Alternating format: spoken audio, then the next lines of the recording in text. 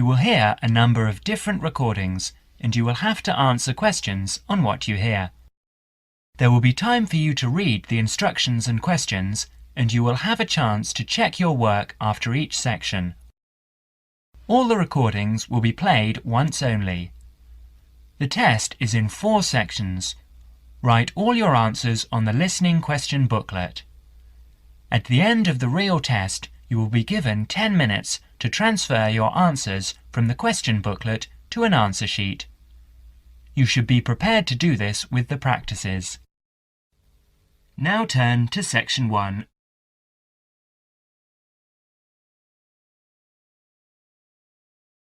Section 1. In this section, you will hear a conversation between Rachel and Caesar. They are discussing a field trip for the following week. First, you will have some time to read questions 1 to 10.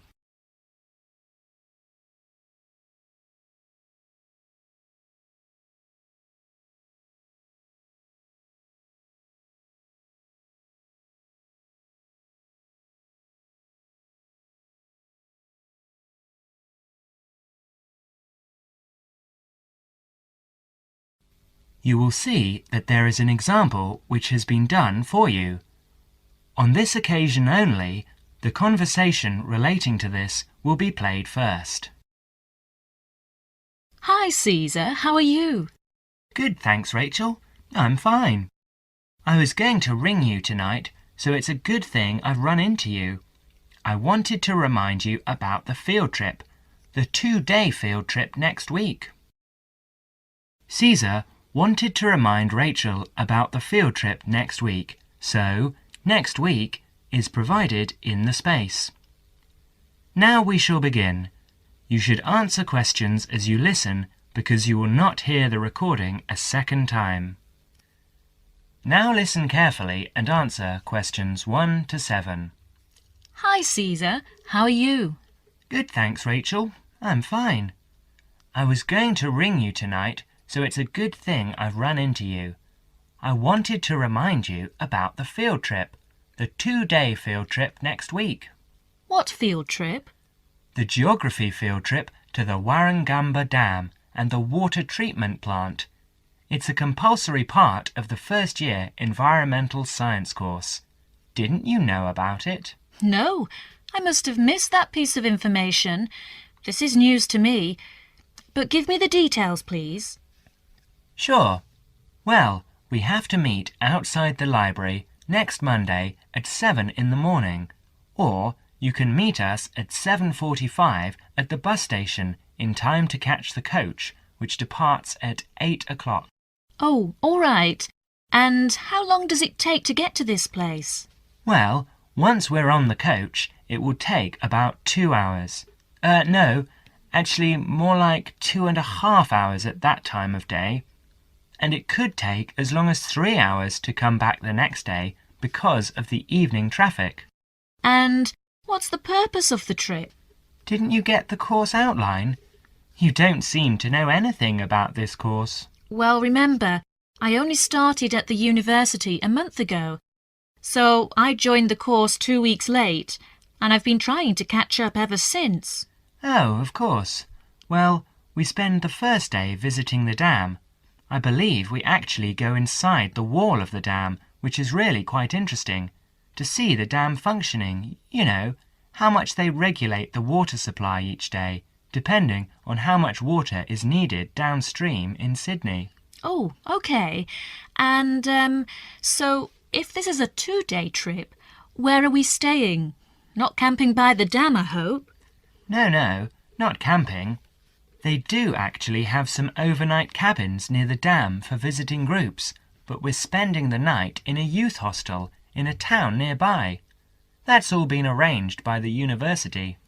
And what about meals? Should we take our own food along? No, you won't need to do that. The hostel provides 2 meals, breakfast and an evening meal, and we can find a cheap place to buy lunch. Great. So, is this the only dam that supplies water for Sydney? There are a couple of others too, but this is the main one. Well, with a population of over 4.5 million people, I suppose we do use thousands of litres each day. Absolutely. In fact, according to my notes here, they pump the water through something like 20,000 kilometres of pipes and canals and store the water in 262 service reservoirs. And each day we use enough water to fill 600 Olympic swimming pools. Now you will have another chance to look at questions 8 to 10.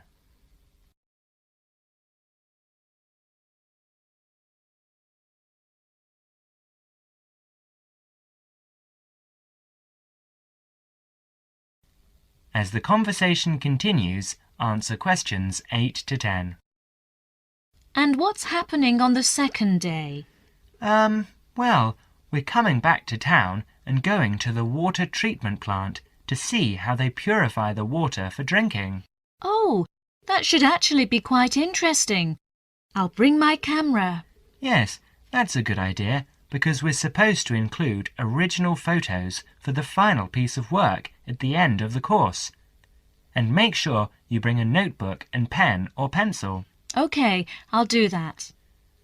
You'll probably need some good walking shoes and spare clothes too, and I would recommend that you bring a waterproof coat of some sort, because the chances of it raining are pretty good next week. And a hat, perhaps. Sorry, no. I draw the line at a hat. Fair enough. And by the way, do you have a mobile phone? I do, actually. Well, bring that along, because that way we can keep in touch more easily. Provided that mobiles work up there, of course. That's a point. Do I need a map? No, I wouldn't bother. We won't need to do any map reading. OK then. See you on Monday, and thanks very much for letting me know. That is the end of section 1. You now have half a minute to check your answers.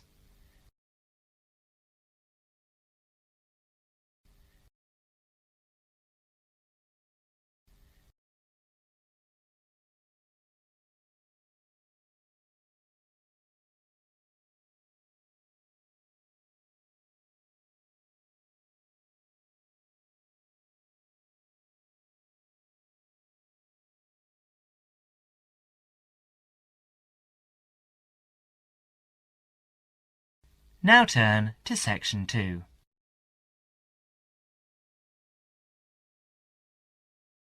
Section 2. You will hear an extract from a radio program called Consumer's Choice, which gives advice to consumers on how to make complaints. First, you will have some time to look at questions 11 to 20.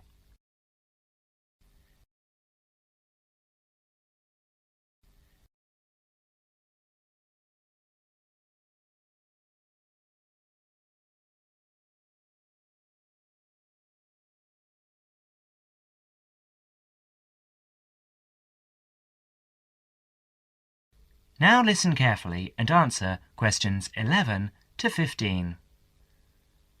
Hello everyone! Welcome again to Consumer's Choice, which is the last in our present series. Isn't that right, Wendy? Yes, that's right. But we'll be back again after summer break with a new series. We'll tell you more about that later. But first, in today's programme, we start off with the missing photographs. We'll tell you a story of Miss Patty Ching, one of our listeners. We'll tell you how she has qualified for our Consumer of the Month award with her determination. Dennis? Thank you, Wendy. Well, Miss Patty Ching went on a holiday to Europe last month. This was her first ever trip abroad, and one for which she'd been saving for 10 years. Her tour took her around 12 countries in 21 days, and being a keen photographer, she took lots of photographs. 10 rolls of film, to be exact. About 360 photographs. When Patty got back home, she gave all her photos to top-class photo services for developing, and they vanished. She never saw them again. Of course, she was furious with the company and complained. They apologised and offered her compensation, 10 free rolls of film. This made her even more angry, and she rejected this completely inadequate offer and asked for $2,000. The company refused her request, so Patty wrote them a letter telling them to pay up in 10 days or she would take them to court. She received no reply, so she did take them to court. But 2 days before the case was due to be heard, she received a check for $2,000. Top Class had obviously made their minds up on how the judge would decide. Patty's case provides a lesson to all of us. If we want our rights as consumers, we've got to fight for them. So for her determination and spirit, we name Patty our Consumer of the Month. Now you will have another chance to look at questions 16 to 20.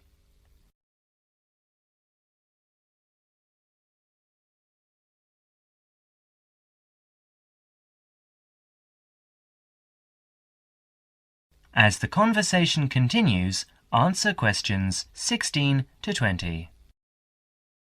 Thank you, Dennis. And now I'd like to deal with the problem that many of our listeners write about: sale prices. When we go to a sale and see a sign on something saying 50% off or $300 reduced to $100, how do we know the prices really have been reduced? One of our listeners, Mr. Alvin Locke, tells his story. In a department store where I sometimes shopped, I saw a leather belt priced at $100. Too expensive for me, but I liked it and thought I might buy it next time the store had a sale. The store did have a sale, and I went back to look for the belt. It was there all right, but the ticket on it now read $200 reduced to $150. The sale price was actually higher than the normal price. What can we as consumers do in a case like this? The answer to Alvin's question is that, at the moment, all we can do is to complain to the store's management and bring these cases to the attention of the public. Bad publicity might help to put a stop to this dishonest practice. Of course, making a fuss about faulty goods or bad service is never easy. Most people dislike making a fuss. But if something you have bought is faulty or does not do what was claimed for it, you are not asking for a favour to get it right. It is the shopkeeper's responsibility to take the complaint seriously and to replace or repair a faulty article or put right poor service, because he is the person with whom you have entered into an agreement. The manufacturer may have a part to play, but that comes later. So it's quite proper and reasonable to make a complaint about faulty goods or bad service. Well, Wendy, what do you think is the right way to do that? Well, the most important thing about making complaints, I think, is that they should be made to a responsible person in authority. Go back to the shop where you bought the goods, taking with you any receipt you may have. Ask to see the shop assistant in a large store. In a small store, the assistant may also be the owner, or you can complain directly. In a chain store, ask to see the manager. If you telephone, ask the name of the person who handles your inquiry, otherwise you may never find out who dealt with the complaint later. Even the bravest person finds it difficult to stand up in a group of people to complain. So, if you do not want to do it in person, write a letter. Stick to the facts and keep a copy of what you write. At this stage, you should give any receipt numbers, but you should not need to give receipts or other papers to prove you bought the article. If you are not satisfied with the answer you get, or if you do not get a reply, write to the managing director of the firm, shop, or organisation. Be sure to keep copies of your own letters and any you receive. Well, thank you for your good advice. It's nice for every consumer to take an action when he or she gets bad goods or service. And of course, the consumer's choice will continue to press for the government to bring in laws similar to those in other countries to protect consumers by making it illegal to cheat them in this way. And now I'd like to tell you about our new consumer hotline, which came into operation last month. So far, we have received... That is the end of section 2.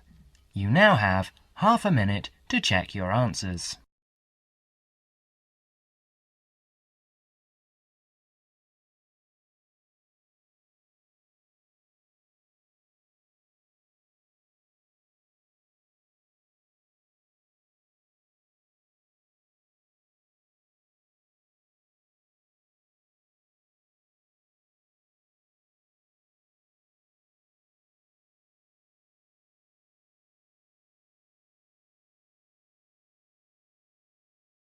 Now turn to section 3.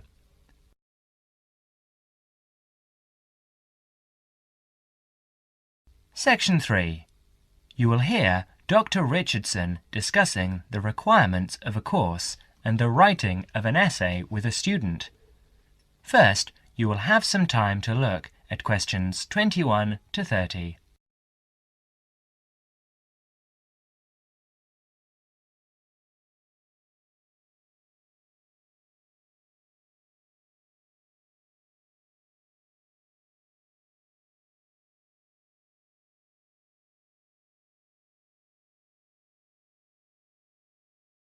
Now listen carefully and answer questions 21 to 28.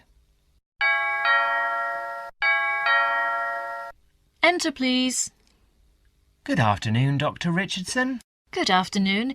You're David Simons, is that right? Yes, I've got an appointment to talk about the course requirements with you. Fine. Now, why don't you take a seat over there and I'll just get some details from you. First, can I have your home address and your student number? That's 15 Market Avenue, Hornsby, and my student number is C97H85. OK. Now, I see here that you've already completed 18 credit points, but that you haven't done the Screen Studies course, which is normally a prerequisite for this course. Why is that, David? Oh, the course coordinator gave me an exemption because I've worked for a couple of years in the movie and television business, and they considered my practical experience fulfilled the same requirements. Fine. Shall we go over the course requirements first, and then you can bring up any queries or problems you might have? It might be most useful to start with a few dates. The final examination will be in the last week of June. That's the week of the 23rd. But the final date hasn't been set. It should be the 25th or the 20th, but you don't have to worry about that yet. Before that, as you can see in your study guide, there are 3 essay assignments and some set exercises. I'll deal with these first. These set exercises are concerned with defining concepts and key terms. They do have fixed answers, not in the wording, but in the content. To that extent, they're quite mechanical and provide an opportunity for you to do very well, as long as your answers are very specific and clear. Yes, I see there are about 20 terms here. How long should the answers be? You shouldn't exceed 250 words for each term. Right, that looks easy enough. And the third assignment seems fairly straightforward too. Just a journalistic type review of a recent development in television. It's not so different from what I've done in my work. Yes, it should be fairly easy for you, but don't exceed 1,000 words on that one. Essays 1 and 2 are the long ones. The first essay should be about 2,000 words, and the second 2,500 to 3,000, and the approach for both should be analytical. In the first one, your focus should be on TV and the audience, and you should primarily consider the theoretical issues, particularly in relation to trying to understand audience studies. In the second, I'll want you to focus on analysing television programmes. Should I concentrate on one particular type of programme for that? Not necessarily, but you must be careful not to overextend yourself here. A comparison between two programs, or even between two channels is fine, or a focus on one type of program, such as a particular series, works well here. So if I wanted to look at television news programs, that would be okay? Yes, there would be no problem with that. In fact, it's quite a popular choice, and most students handle it very well. Good. I'll probably do that, because it's the area I want to work in later. Later, during the course, Dr. Richardson gives David some advice and warnings about his essay. You now have another chance to look at questions 29 to 30.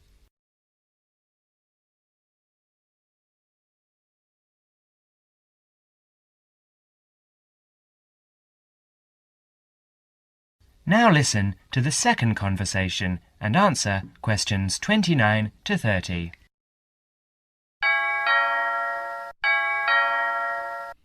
Come in and sit down, David. You wanted to talk to me about your second essay, is that right? Yes, Dr. Richardson. I just want your comments on what I'm planning to do. I'm doing the essay on the differences between TV news programs at different hours of the day. How many time slots are you planning to consider? Well, I think I'd look at all of them. That'd be 5 slots. The breakfast news, the mid-morning news and the midday news. That's 3. Then there's the 6 o'clock news, then the 10 o'clock and midnight programmes. So that's 6, not 5. That's rather a lot. And you'd have a lot of different audiences to consider. Why don't you just do 2, say the mid-morning and then 6 o'clock? That should give you 2 fairly contrasting approaches with 2 main audience compositions. Oh, just 2 then? Yes, I think that'd be much better. Now, how many actual programs do you plan to work with? I suppose you think analysing a whole week of news programmes would be too many. Well, that depends on how much of each program. If you concentrate on one particular type of news item, say the sports news or local items, it might be all right. Yes, I can see that would be a good idea. I won't make a decision now before I collect a sample of programmes over a whole week. I'll look at them and see what items appear throughout the week. Yes, that's a sound approach. Now, we're getting close to the deadline. Can you finish it in time? Yes, I think so. I've completed the reading and I know what my basic approach is, so it's really just a matter of pulling it all together now. Fine, David. I'll look forward to reading it. That is the end of section 3. You now have half a minute to check your answers.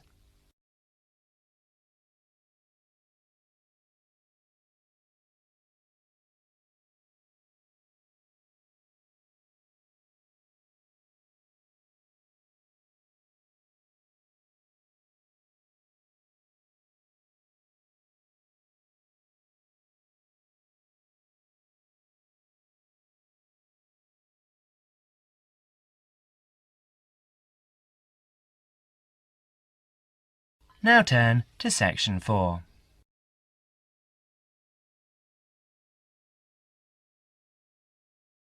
Section 4. You will hear an extract from a student's presentation about computer viruses. First, you will have some time to look at questions 31 to 40.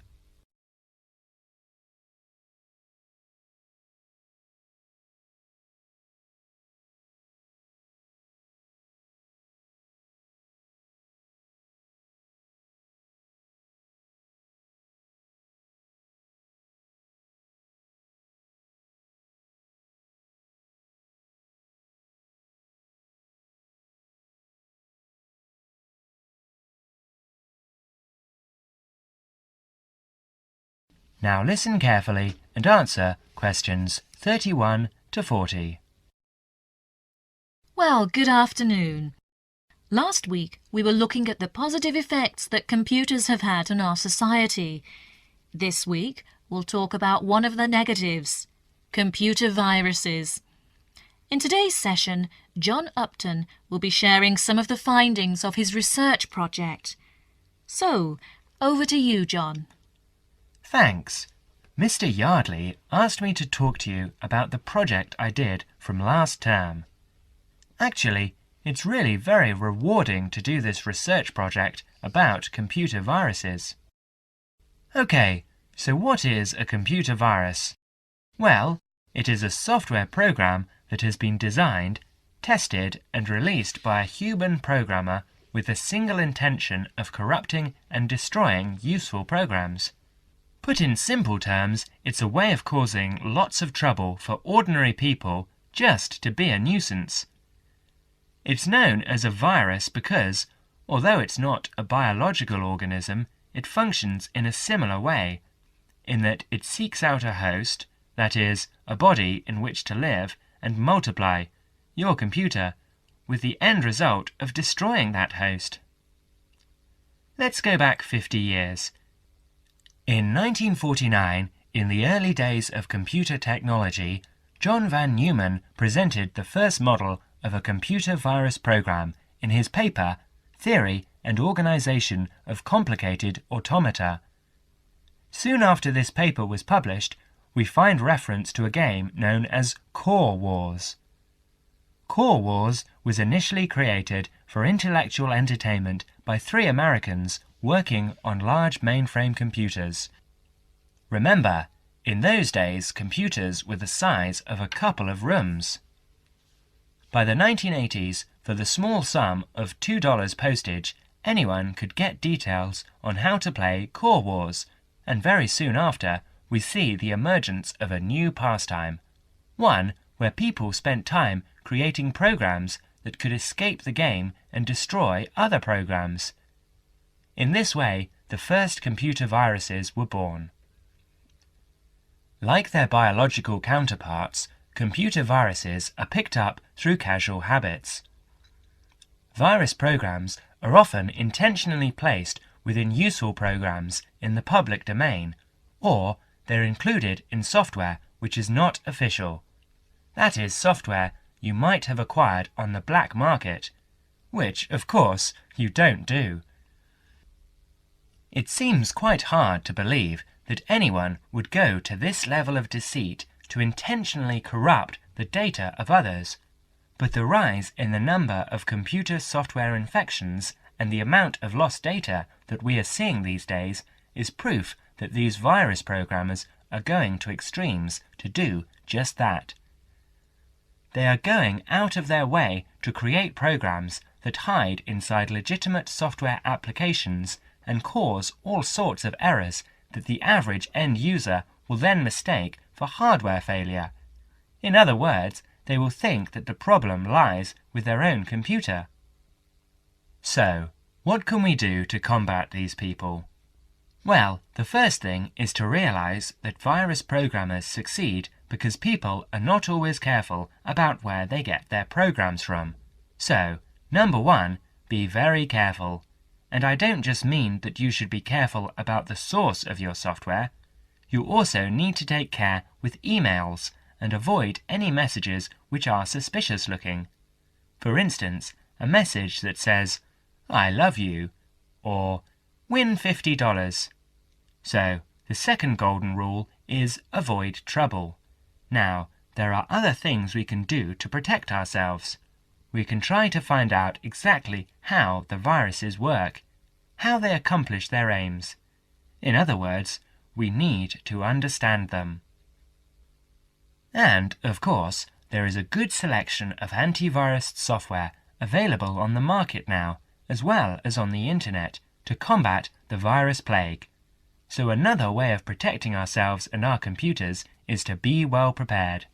And, before I leave you, let me just say that if you ever run into one of those virus guys, tell them what you think of them. That is the end of section 4. You now have half a minute to check your answers.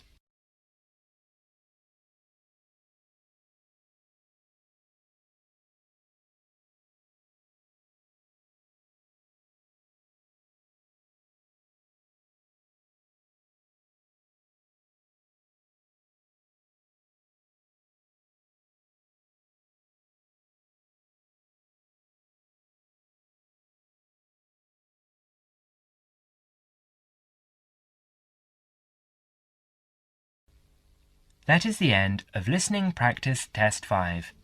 At the end of the real test, you will have 10 minutes to transfer your answers to the listening answer sheet.